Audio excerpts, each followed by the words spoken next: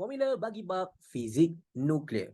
Hanya ada dua sahaja formula diberi, tapi biasanya formula nombor satu ni kita tak pakai pun. Okay, formula nombor dua adalah untuk tenaga nuklear, nuclear energy, dan nilai C di sini adalah laju cahaya, speed of light. Dia bagi tak? Tu dekat nombor tiga, speed of light. Dan M di sini dipanggil sebagai cacat jisim. Nilai cacat jisim biasanya diberi dalam unit atomic mass unit ataupun unit jisim atom. Dan kita perlu tukar unit jisim atom kepada unit kilogram, iaitu unit SI untuk jisim. So macam mana nak tukar?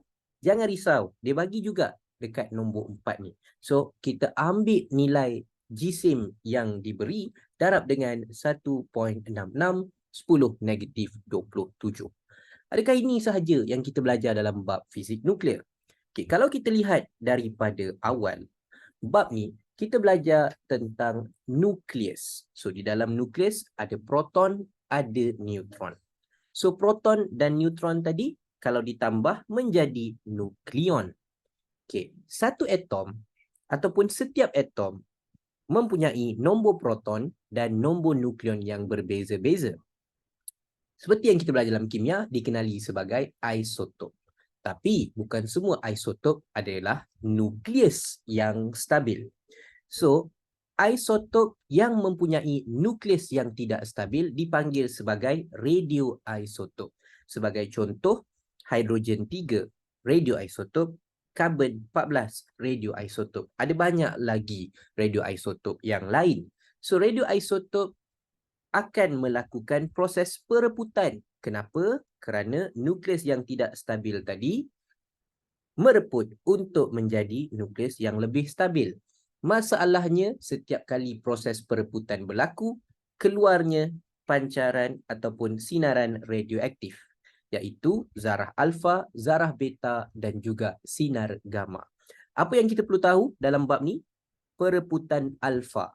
Nombor nukleon berkurang 4, nombor proton berkurang 2. Sebagai contohnya daripada uranium 238 kepada thorium 234, 92 dan 90. Okey, kalau pereputan beta berlaku, radioisotop X ini, radioisotop X akan mengeluarkan zarah beta, protonnya bertambah 1, nukleonnya tidak ada sebarang perubahan. So kalau korang tengok ada perubahan sebanyak 4 nukleon, 2 proton berkurang, itu adalah pereputan alfa.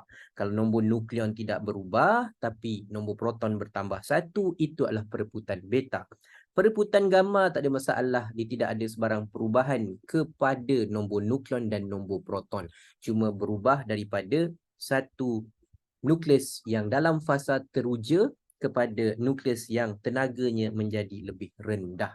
Okey. So, dia tak stabil sebab dia banyak tenaga. Selain tu apa perlu tahu dalam bab ni? Siri pereputan. Okay, bila satu nukleus dah mereput, nukleus anak yang terhasil tadi masih lagi belum stabil. Jadi akan kekal mereput. Di sini kita ada siri pereputan. Korang just perlu lihat perubahan nombor nukleon daripada 214 kepada 210 berkurang sebanyak 4. 84 kepada 82 berkurang 2. Jadi garisan merah ni menunjukkan pereputan alfa. Okey, proton tambah 1, pereputan beta, proton tambah 1, pereputan beta dan pereputan alfa semula. Okey, untuk dia mereput ada masa. Inilah formula nombor 1 tadi dalam senarai, tapi kita tak akan guna pun selalunya. Okey, untuk masa satu radioisotop berkurang menjadi separuh daripada nilai asal, itu dipanggil sebagai separuh hayat, ataupun in English we call it as half-life. Time taken for sample of radioactive nuclide to reduce or to decay to half of its original value. Korang tak payah pakai formula tadi sebab cara dia kita just perlu bahagi 2. Contohnya di sini daripada 2000, separuh daripada 2000 adalah 1000. 1000 untuk berkurang menjadi 1000 mengambil masa selama 15 jam. Jadi sodium 24 separuh hayatnya adalah setiap 15 jam. 15 jam berikutnya kalau kita bahagi 2, 1000 bahagi 2, 500. 15 jam berikutnya akan menjadi 500. 15 jam berikutnya lagi berkurang menjadi separuh lagi, iaitu 200.5. So, apa yang kita buat? Kita hanya perlu bahagi 2, bahagi 2, bahagi 2. Ataupun kalau dalam peratus, bahagi 2 juga. Atau dalam pecahan 1 bahagi 2, 1/2, bahagi 2, 1/4. Okay, formula yang diberi tadi adalah tenaga nuklear seperti diterangkan dalam awal tadi. M di sini adalah mass defect. Dalam bahasa Melayunya, cacat jisim. Kita lihat jisim sebelum satu tindak balas tolak dengan jisim selepas tindak balas berlaku. Okay, ada dua tindak balas nuklear. Yang pertama, pembelahan nuklear. Okay, yang mana kita guna dalam reaktor nuklear di sini. Dan untuk pembelahan ini berlaku, dia mestilah nukleus tersebut dibedil oleh neutron. Maka kalau tak ada neutron, tindak balas tak berlaku. So, kita kena mengawal neutron untuk mengawal tindak balas menggunakan moderator, grafite sebagai moderator untuk memperlahankan neutron, ataupun menggunakan boron dan kadmium sebagai rod pengawal untuk menyerap neutron. Satu lagi tindak balas berlaku di matahari adalah pelakuran nukleus. Gabungan nukleus yang ringan kepada nukleus yang lebih berat dan membebaskan tenaga. Hidrogen bercantum dengan hidrogen menjadi helium. So, inilah dia secara ringkas apa yang kita belajar dalam bab fizik nuklear. Tapi dalam senarai formula, hanya ini sahaja yang diberi.